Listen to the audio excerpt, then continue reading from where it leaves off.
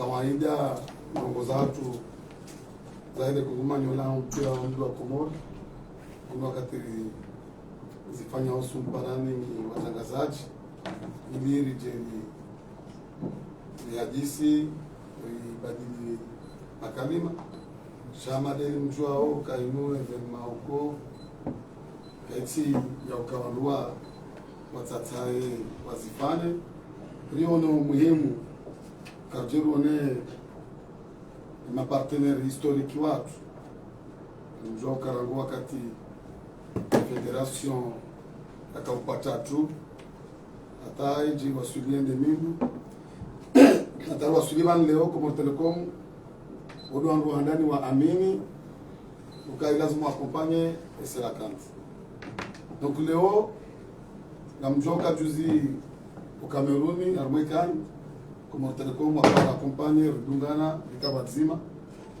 leo narendao yo Maroc kamgavenze armwekan 2025 na jodu na sino ananyasi wa Komoro Telecom okinde mana mona we mudiri jimla kakajaruma mbuleo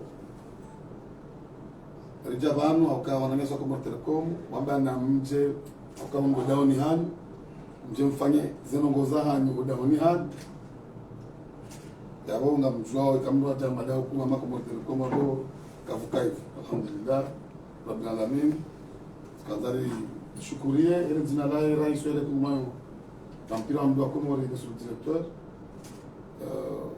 abo walikubalia ukali ndiri daula hatu kujapa ukaluti la hatu shahari ngaridiri aidi uhambie marhaban abo karna ukawale arjobulia directori yatekeleze zahe kalmatizae zauka samjomwema wa yabonge responsable wa communication ya fédération ya animé conférence de presse marhaban menjike zote. Bon, je pense que je vais m'exprimer juste un petit peu en français pour souhaiter la bienvenue au coach, des anciens de Komoro Telecom. Komoro Telecom n'a pas beaucoup de choses à dire si ce n'est pas adresser ces vifs remerciements à tout l'ensemble de l'équipe technique qui soutient, qui apporte quelque chose de positif pour le succès de notre équipe nationale. Donc, je vous souhaite la bienvenue à Komoro Telecom.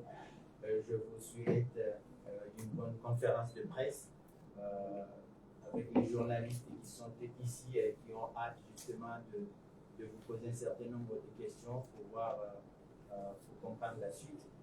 Donc, sans tarder, je vous passe la parole et puis je vous souhaite la bienvenue et je vous souhaite bonne chance. Tout en m'excusant parce que je ne vais pas pouvoir rester jusqu'à la fin de la conférence. Mais vous êtes chez vous, faites chez vous.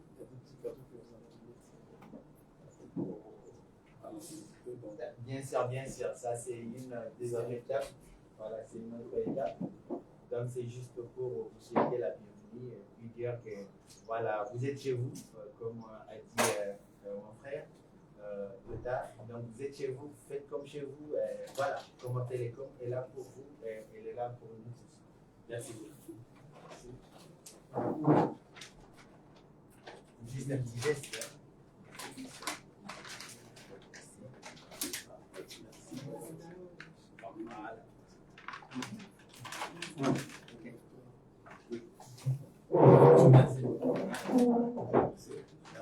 Photo. Photo, monsieur le directeur.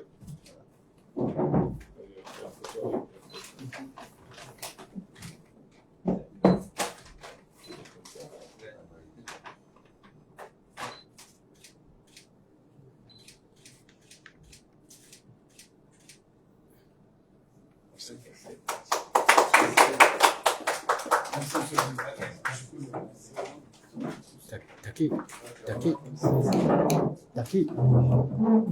C'est bon. Oui, sûr. Bon, peut-être avant de venir au coach,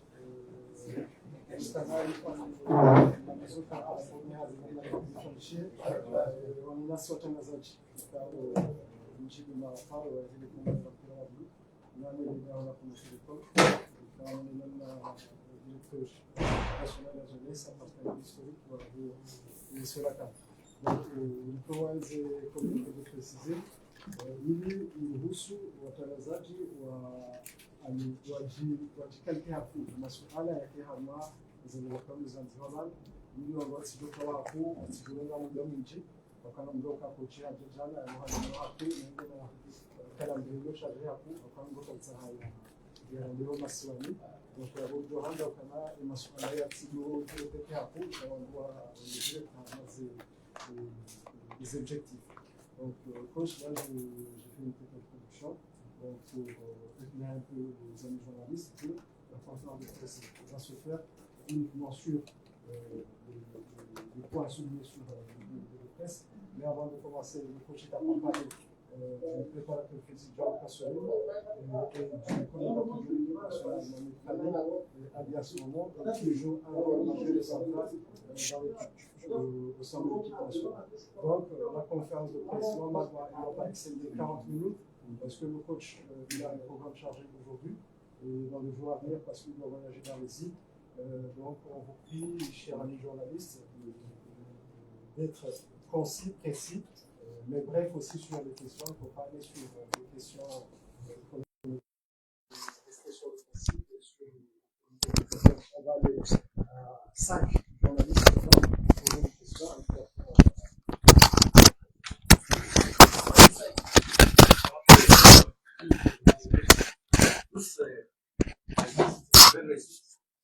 Comme vous l'avez dit, le 2 octobre 2023, c'est la CAN, là vous y êtes.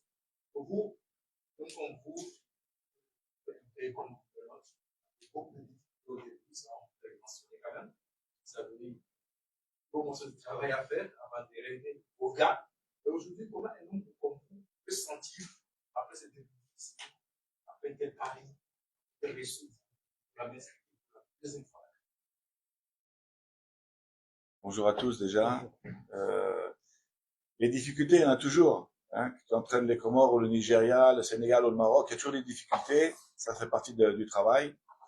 Maintenant, c'est vrai qu'on s'était fixé comme objectif d'aller à la CAN parce que on partait quand même. Il y avait une base, il y avait quand même des joueurs de qualité qui avaient déjà fait une CAN au Cameroun et j'avais la sensation que tous les acteurs étaient prêts pour s'investir dans le projet. C'est-à-dire que j'avais la sensation que l'État avait vraiment envie de faire quelque chose pour la population, que la fédération était vraiment mobilisée. Et sincèrement, j'ai eu la chance de trouver un staff extraordinaire, un staff vraiment professionnel qui a fait un travail remarquable et un groupe de joueurs fantastiques, ce qui fait que tous ces éléments mis ensemble, parce qu'en fait, la réussite d'un projet, c'est pas la vision d'un seul homme, quoi. C'est l'ensemble de travail qui est fait. Donc, je pense que quand on additionne, chacun a rempli sa mission, et donc on est content, on est satisfait. Bonjour coach, félicitations encore une fois pour votre qualification pour le prochain CAN. Coach, là, le coup d'envoi de la CAN aura lieu dans un an.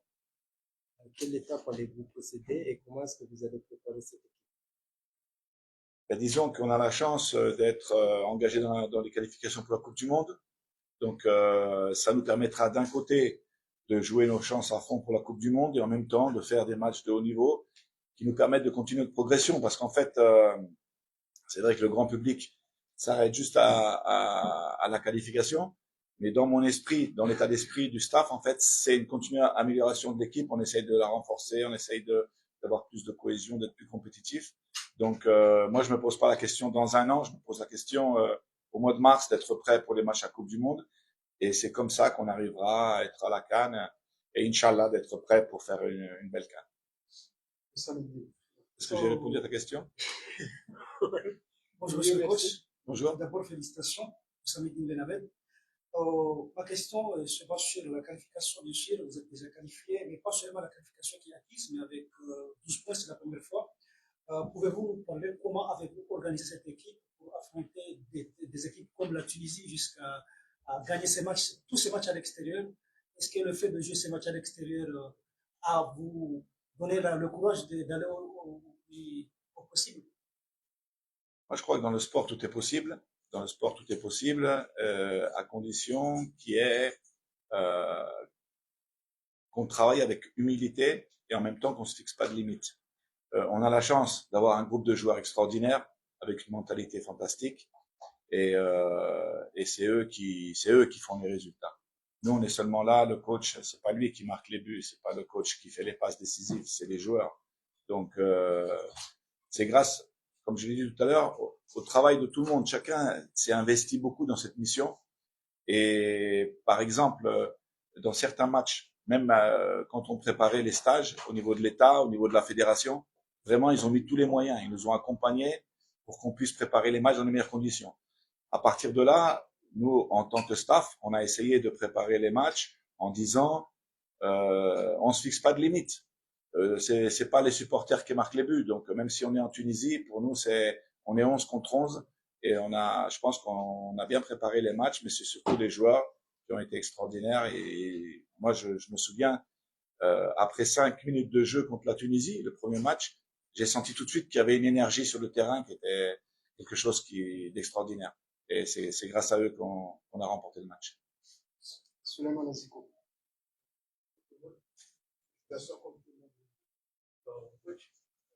Là, la est déjà. Mais je voulais savoir, est-ce que vous avez déjà l'effectif par rapport aux autres? Vous avez encore l'ambition de rechercher encore d'autres combattants.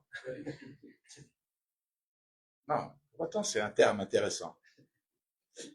Écoutez, non, la différence quand on entraîne une équipe nationale par rapport à un club, c'est que le club, on vous dit, voilà, ça c'est les joueurs, et il faut faire avec pendant au moins 6 mois. Une équipe nationale, fondamentalement, à chaque rassemblement, on a la possibilité de changer, d'évoluer, et enfin, ma façon de fonctionner, c'est d'aller dans la continuité, mais à chaque fois aussi d'essayer quand même de renforcer l'équipe. C'est un travail qui s'arrête jamais, et naturellement, s'il y a un joueur comorien performant, on va essayer de lui présenter le projet, de le prendre. C'est naturel, c'est normal. Notre objectif, c'est du moyen long terme. Hein. On est là. C'est vrai qu'on s'est qualifié à la CAN, mais c'est vrai aussi que fondamentalement, ma mission, c'est celle de reconstruire une équipe compétitive. Et on est en train d'aller dans cette dynamique-là. Donc oui, on essaiera toujours de la renforcer. Je regarde le mot, pour vous, je pense que c'est un cas exceptionnel puisque le pays a adopté le l'envoi comme champion quelque sorte pour les matchs.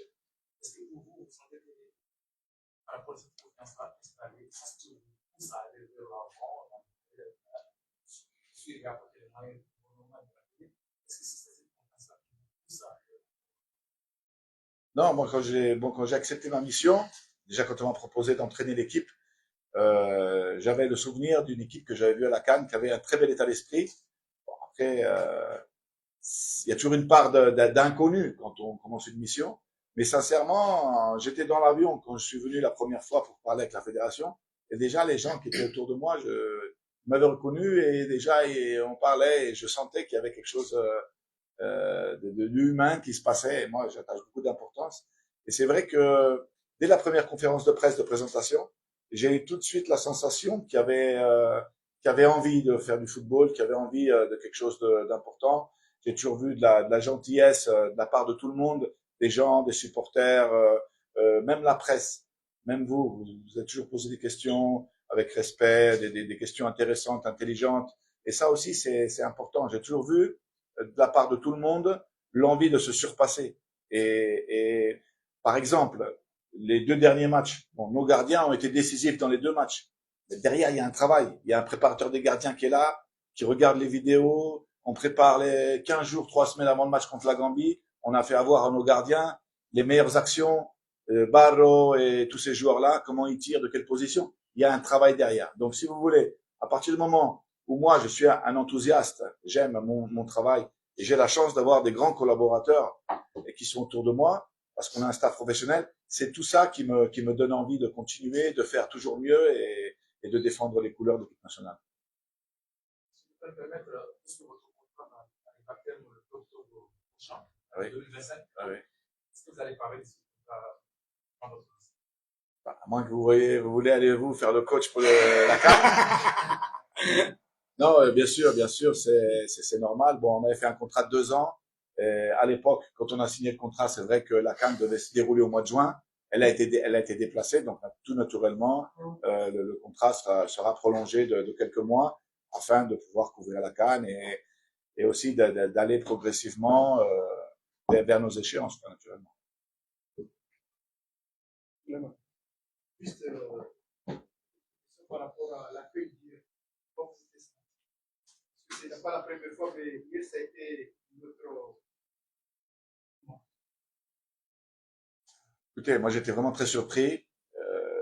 Pour mon type de personnalité, je suis toujours un petit peu embarrassé, quoi. Moi, je suis à l'aise sur le terrain durant les entraînements, les matchs, tout ça. La foule, les mouvements d'affection, ça fait plaisir. Mais bon, je suis toujours un peu timide, on va dire. Mais non, c'est extraordinaire, c'est très gentil. D'habitude, on fait ça quand on gagne une CAN. Et donc là, c'est pour une qualification, ça fait plaisir. Je pense que les gens ont manifesté en fait leur attachement envers l'équipe. Et en fait, c'est nous qui sommes là pour représenter les joueurs. S'il y avait eu les joueurs, eux, ils auraient été heureux d'être là parce qu'ils en rêvaient de rencontrer le public. Mais c'est vrai que on peut dire que l'équipe nationale et les supporters, c'est qu'un seul homme. Parce que je vois dans la rue, dans la vie de tous les jours, le football, c'est trop important pour ce beau pays. Oui, coach, votre qualification a été déclarée, sinon définie comme un exploit exceptionnel, vu le barre de 10 points que vous avez dépassé, la première position que vous avez occupée, et toutes vos rencontres que vous avez remportées, tout à l'extérieur.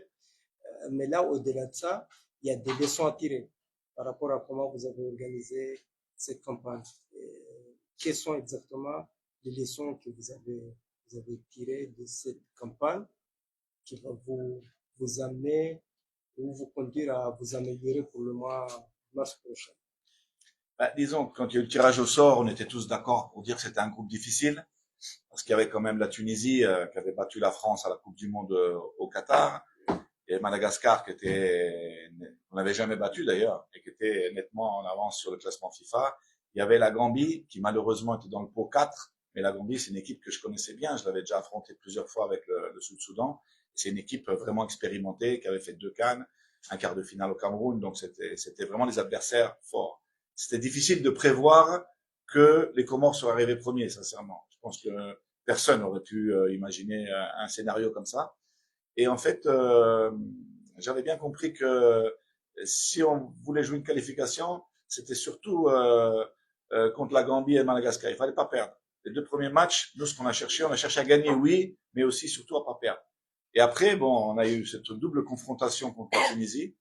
Et là, nos 2 adversaires avaient perdu. Donc, nous, on avait l'occasion, en faisant des points, de prendre un avantage sur eux. C'est ce qui s'est passé.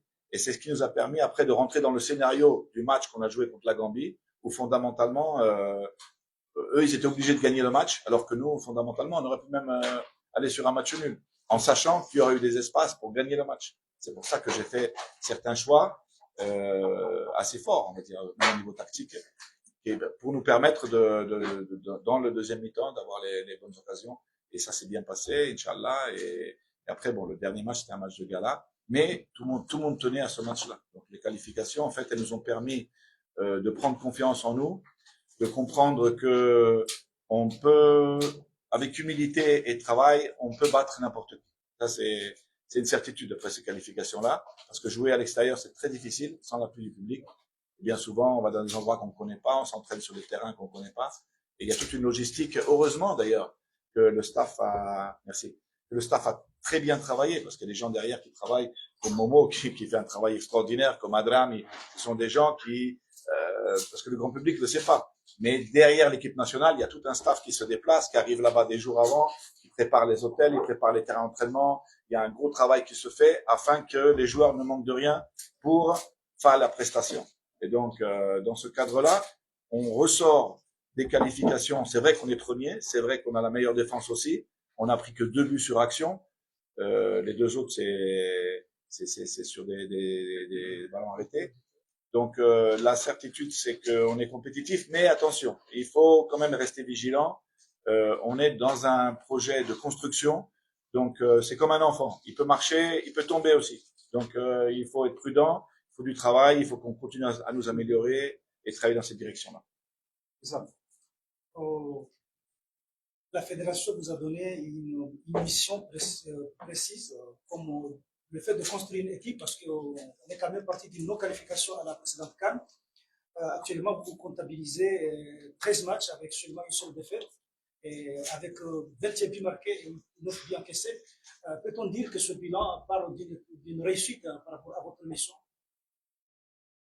Écoutez, ça c'est à vous de juger. Moi, je me pose pas la question des chiffres. Moi, je regarde comment essayer d'améliorer l'équipe, déjà, d'améliorer les joueurs qu'on a.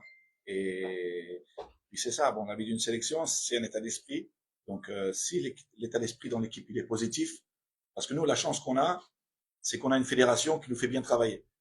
Dans d'autres fédérations, par exemple, il y a des présidents qui veulent imposer des joueurs, il y a des membres du comité qui veulent imposer des joueurs, il y a l'État, tout ça. Ça, au Comores, c'est pas comme ça. Ici, c'est l'entraîneur qui décide, et c'est pour ça que ça marche. Chacun fait sa mission, et ils me font travailler dans des meilleures conditions. Donc nous, ce qu'on essaye de faire, c'est de toujours améliorer l'équipe, de garder un bon état d'esprit, et de nous améliorer constamment, ce qui fait que si on va dans la bonne direction, automatiquement aussi les chiffres seront aussi de notre côté. Coach, j'ai une question que pas mal de supporters me la posent. Mais vu que vous êtes là, vous auriez vous personnellement la chance de la répondre. Vous êtes à l'origine d'un limogeage de deux coachs.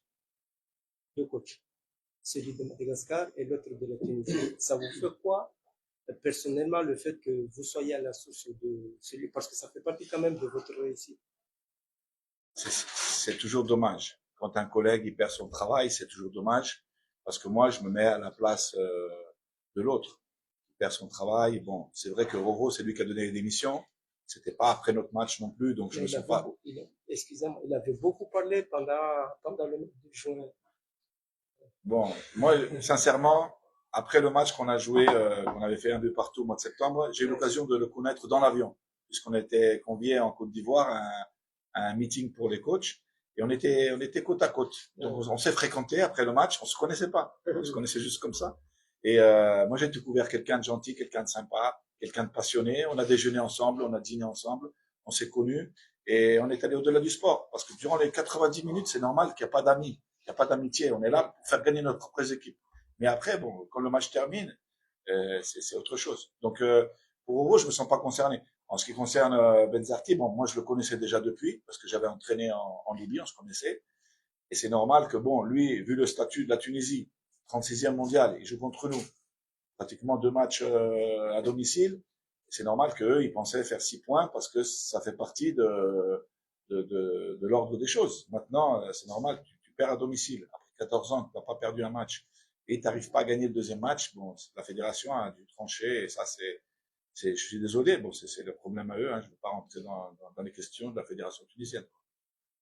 Soit dans la question, vous avez promis dans votre engagement ici au Comores, vous avez aidé le football local. D'ailleurs, ils sont peut-être qui avaient en fonction de chez Afar. Qu'est-ce que vous allez faire dans cette Et bon, c'est vrai, bon, moi, quand j'avais établi mon programme, c'est vrai aussi qu'on avait des matchs, on savait qu'on avait des matchs au mois de juin, en septembre, octobre, novembre. Donc, il fallait absolument que moi et le staff, on se dédie beaucoup à l'équipe nationale, parce qu'avant de faire venir un joueur, par exemple, il faut le suivre, il faut aller le rencontrer. On est parti avec Mo, par exemple, au Portugal, on est parti à Paris, rencontrer après des joueurs qui sont venus. Il y en a d'autres qui viendront. Mais il faut du temps aussi. C'est un travail aussi, ça. C'est un travail qui est important, comme les entraînements, même plus. Parce que les joueurs, si vous voulez, ils sont comoriens, ils sont, on va dire, franco-comoriens, mais il faut aussi leur expliquer le projet, il faut leur expliquer le contexte, il faut leur expliquer ce qu'on attend d'eux et ce qui va se passer. Ça, c'est important. Et c'est pas au téléphone que ça se passe. Donc, nous, moi, quand j'ai commencé ma mission, j'ai toujours essayé un peu d'équilibrer entre l'équipe première et être présent ici sur place pour aller suivre les championnats locaux, Donc c'est pour ça que j'avais promis, enfin dans mon programme en fait, c'était qu'après les 3 matchs, là, après les 3 dates FIFA, on serait venu ici avec John-Luc là, qui est le préparateur athlétique, pour faire le tour des îles, pour rencontrer les gens, faire des stages pour les entraîneurs. Enfin, on est là pour travailler, hein, c'est pas qu'on est venu prendre des applaudissements, quoi. Par rapport au match que vous avez gagné, quels sont vraiment les matchs que vous avez sentis, que vous étiez heureux? Alors, ça c'est une question intéressante. Je pense que les 2 premiers matchs, déjà, l'équipe, elle a montré qu'elle était solide. Parce que, bon, contre la Gambie, on a fait 1 but partout, et la Gambie, c'est une bonne équipe. Contre Madagascar, on était revenu au score, et là, on avait démontré aussi qu'on était dedans. Donc là, j'avais déjà compris que l'équipe, elle était en bonne voie. Il y a 2 matchs, je pense, qui ont fait vraiment une grosse différence. C'est le premier match contre la Tunisie, parce que c'est pas facile d'aller à Radès et de battre la Tunisie chez elle. D'ailleurs, ça faisait depuis de nombreuses années que personne n'avait réussi à le faire. Et là, ce jour-là, je pense que l'équipe, elle a franchi un cap. Et la maturité avec laquelle l'équipe a géré le match contre la Gambie, parce qu'attention, c'était pas facile, hein. Si la Gambie te marque un but, il passe devant au classement, tout se complique. Mais l'équipe, elle a démontré d'avoir une solidité mentale, malgré qu'on a encaissé le premier but, on s'est pas affolé. On est resté dans le match, on savait que tôt ou tard, on allait égaliser, et pourquoi pas, Inch'Allah, gagner le match. Donc, je pense que ces 2 matchs-là, ils ont changé notre destin. Après, bon, le dernier match, c'est un match de gala aussi, et ça confirme encore plus la volonté des joueurs, parce qu'ils étaient contents avant tout, pas tellement pour eux, c'était surtout pour le public. Parce que les joueurs, il faut savoir, ils suivent beaucoup le public. Hein, ils échangent toutes les scènes qu'on a vues de liesse sur les places là, ils s'échangent ça et ils sont stupéfaits, ils aimeraient être là. Parce que les joueurs, ils vivent pour le pays, pour leur famille. Parce que derrière un joueur, il y a une famille aussi. Et donc, c'est les familles qui sont fières, orgueilleuses d'eux. Donc, dans ce cadre-là, je pense que ça a été en fait un crescendo dans tous les matchs qu'on a fait. Mais si je dois choisir 2 matchs, je veux dire le premier contre la Tunisie et celui contre la Gambie ont été vraiment décisifs.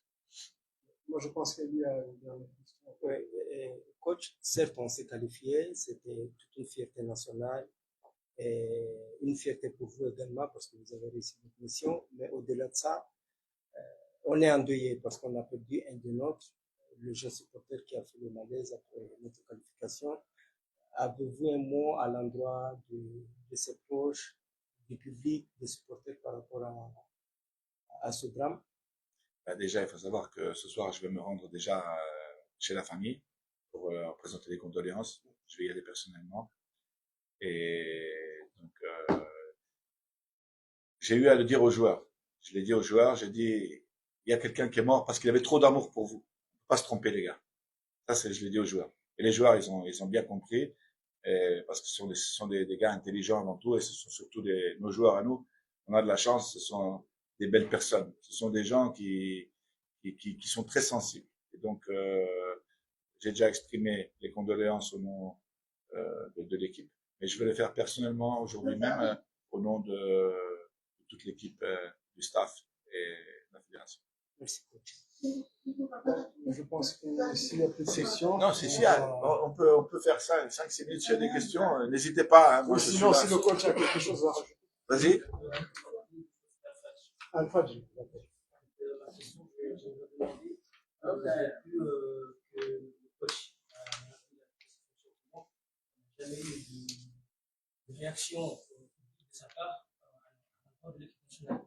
Moi, ma question, je voudrais savoir, est-ce qu'après cette qualification, il a essayé de vous remercier, de vous donner ses félicitations? J'ai pas compris. Qui? Amir.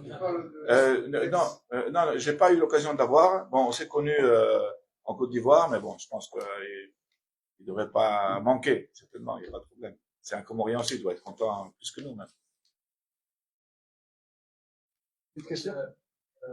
Pour le supporter, parce que souvent, on a tendance à poser cette question. Dernière. Donc, pour le supporter, parce que moi, je l'avais fait. Comme vous l'avez dit, moi, je l'avais fait sur les résultats, l'idée, lorsqu'on gagnait les matchs, lorsqu'on dominait, et sur les moments de bon, parce que Non, et les supporters, ils sont extraordinaires. Il y a rien à dire. Les supporters, ils aiment leur équipe. Ils sont amoureux de leur équipe. C'est pour ça que j'espère vraiment de tout cœur qu'au mois de mars, on va pouvoir jouer à domicile parce que c'est des matchs importants, des matchs qui peuvent déterminer aussi un autre destin pour tout le monde. Et c'est sûr que quand on joue à domicile, nos joueurs, ils le disent. Ils rêvent de jouer à domicile parce qu'ils sentent, ils se transcendent. Moi, je me souviens d'avoir parlé avec Saïd Bakary, par exemple. Il me disait, coach, moi, quand je joue à domicile, je sens même pas la fatigue, quoi. Je vole sur le terrain. Donc, les supporters, ils sont extraordinaires.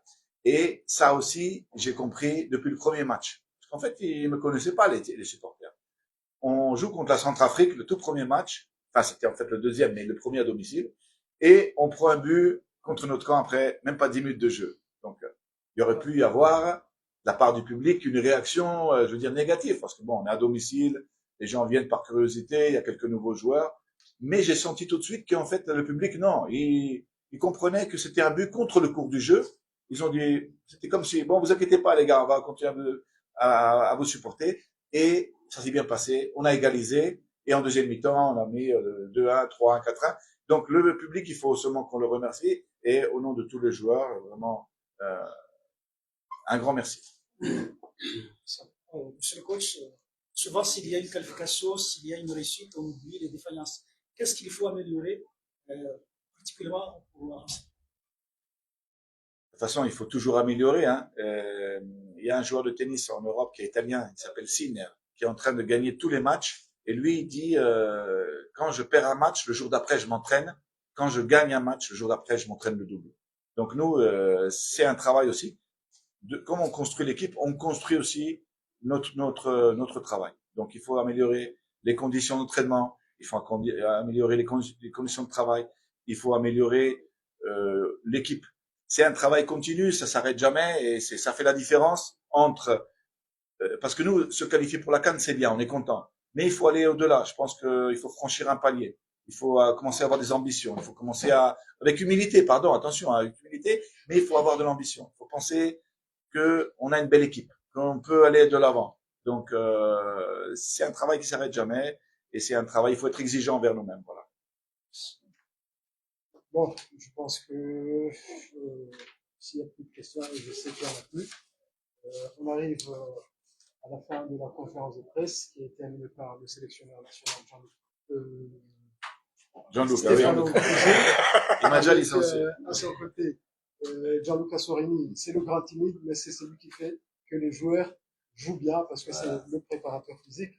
Et à droite du sélectionneur, il y a le coordonnateur de l'équipe nationale, Mohamed Tani, les Comoriens, faut pas, alias Momo. Donc, on vous remercie, chers journalistes, d'avoir pris part à cette conférence de presse et on espère se revoir pour la qualification pour la Coupe du Monde et une petite demi-finale pour la CAN 2020. On a commencé l'école. Mwakubali mwali karibu sana mwale Abraham na journalist tena wamshukuru yao ni hazia George Zahani ikao kama diwaza ni sawa jao wa mzimu kama tunaona wakati